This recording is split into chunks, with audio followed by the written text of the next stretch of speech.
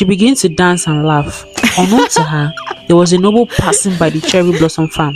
He was taking a leisure walk and enjoying the view when he saw a crazy maid dancing. He stopped to look at her, wondering who she was. He had never seen a black maid before.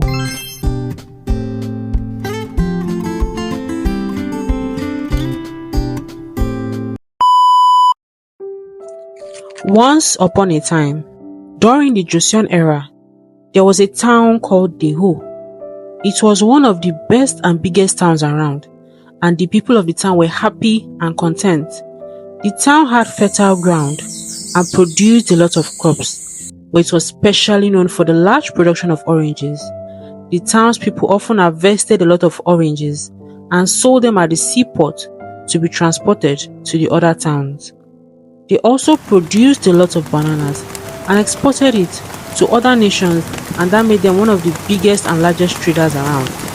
The weather was good, and a lot of people strolled around in the evening after the day's work, and children could be seen laughing and playing in the fields as they enjoyed the breeze of the evening. The town was ruled by the king, Jae-wook, and he had two wives, but his favorite queen was Min-young because she gave him his only son and the heir to the throne. Min-ho quickly grew up to be a handsome young man. One day, a lot of palace workers died, and it was believed that they were poisoned. The palace was short on staff, and they had to get servants from the other towns. In one of the towns was a girl called So-yi. She was a dark-skinned slave and looked different from all the other slaves who had white skin. So-yi had always been mistreated all her life, so she was happy to be among the slaves sold to the town of Daeho. She was transported with the other slaves, and they set off on foot. It was hot and her feet were sore, but the desire to be in one of the most developed towns kept her going. As they walked through the market, she was amazed to see the rich crops being displayed in the market. She suddenly felt hungry, but what could she do? They finally got to the palace, and they were given a place to stay and new uniforms. So he loved her uniform. It looked better than the one she previously wore. The head maid briefed them on their duties and warned them about what they shouldn't do and should only stick to what they are told. So he quickly became friends with a girl called Hyerin. They were always together, and so he was happy to finally have a friend. In the previous town, everyone hated her because of her dark skin, but here, people were more civilized. She still got a lot of stares and hate, but it was minimal compared to what she was used to. The head maid showed them around the palace and also allocated jobs to them. So he was assigned to work in the flower farm, and she was to pick flowers for the queen's bath as well as the princesses in the palace that were bettered by the second wife. She also had kitchen duties and was tasked with serving some personalities in the palace and assist with cleaning. So he was very happy to work in the flower farm. She got to inhale the sweet scent of the flowers and chase the butterflies after the day's work is done. Her friend, Hyerin, was also assigned the same duties as her. One day, Soyi went to pick some flowers for the queen. When she heard the chirping of the birds, she began to dance and laugh. Unknown to her, there was a noble passing by the cherry blossom farm. He was taking a leisure walk and enjoying the view when he saw a crazy maid dancing. He stopped to look at her, wondering who she was. He had never seen a black maid before, so he became nervous and stopped dancing immediately. She wondered why he was looking at her so awkwardly, and she knew he was staring at her because she was black. "You're different. What is your name?" he asked. Had he not seen a black woman before? These nobles are so full of themselves, she said to herself, and began to walk away, cursing under her breath. "I demand to know as the crown prince," he said. So he stopped in her tracks. Her eyes popped open in surprise, and she turned around to face him and bowed on the floor. "I am sorry, your highness. I didn't know it was you. Because I'm new. Please have mercy," she pleaded. "You may stand. Tell me, what is your name?" he asked.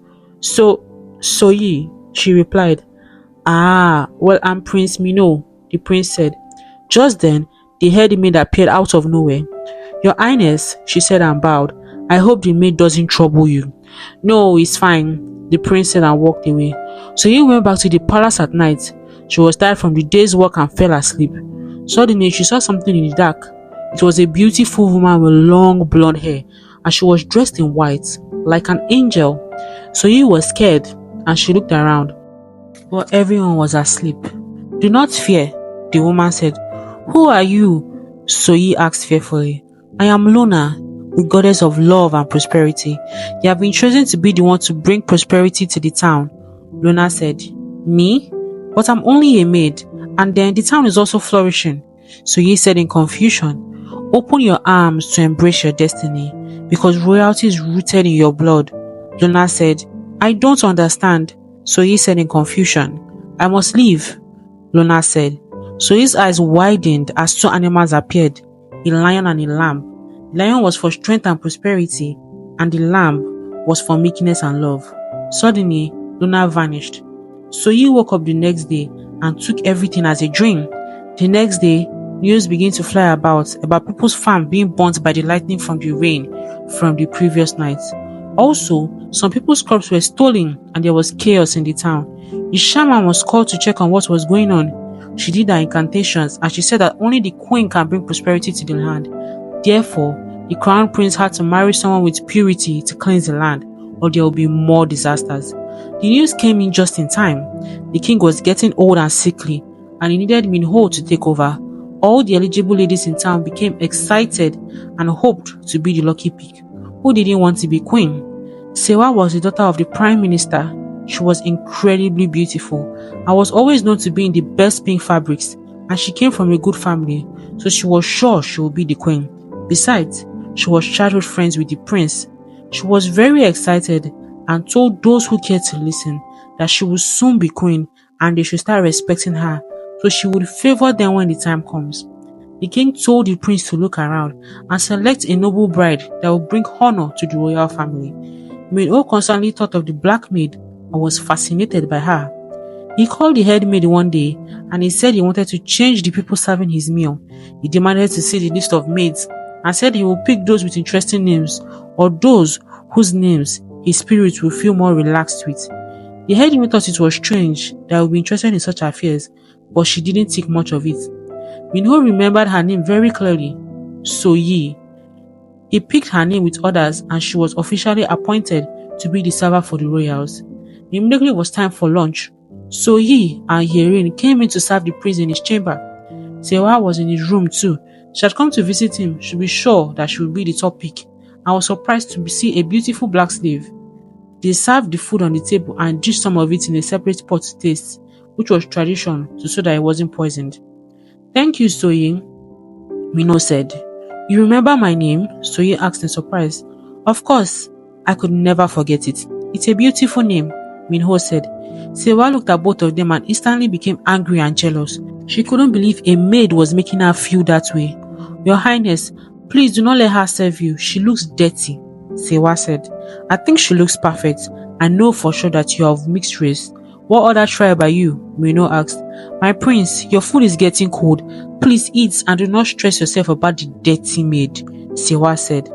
Excuse me, Your Highness, Soyi said and bowed, and together with Yerin, they left the room. That girl is such a bitch, Yerin said. I'm used to it, so it's fine, Soyi said. Another maid, Towa, stopped in front of them. She was friends with Yerin. I can't believe the prince stopped me from serving him just to appoint the both of you. Is there something going on? Towa asked. We don't know anything. Perhaps the headmaid can answer you, Soyi said and walked away. Towa immediately turned to her friend. Be careful of that black girl. I have a bad feeling about her, Towa warned. Soyi is very sweet, so no need to hate on her. She already has a lot of hate from different people, Yerin said and walked away. In the evening, Minho decided to walk through the cherry blossom farm in hopes of seeing Soyi again. He saw her in the fields with the other servants, plucking some flowers and putting it in a basket. The next day was the princess picking ceremony, where the prince gets to pick who he wants to be his bride. Some servants were picking flowers in different flower farms to decorate the ceremony. Minho sighted Soyi and he called her immediately, while the other servants used their side eye to look at them as they walked. I want you to handpick flowers in the private garden, so come with me, Minho said. The private garden was designated to the royal family and the top nobles in town. It requires a special pass to enter. Soyi obeyed and followed him to the private garden. It was evening and the sun had set and it was suddenly dark. So he was amazed to see the beautiful flowers. Each section had different colors of flowers and they smelled like heaven. As Soyi picked up the flowers in the garden, we no question her about her childhood and background. Soyi got pricked by a flower with thorns and he began to bleed. Just then, Sewa walked into the private garden and watched as Minho tenderly held the maid's hand and even took his expensive handkerchief and tied around her hand. Towa had seen the prince enter the private garden with Soyi and she quickly sent for Sewa, who was shocked to see the prince show affection for the maid. Her fears were confirmed and she came up with a solution. She would kill Soyi before the princess picking ceremony. She left the garden immediately and decided to come up with a plan.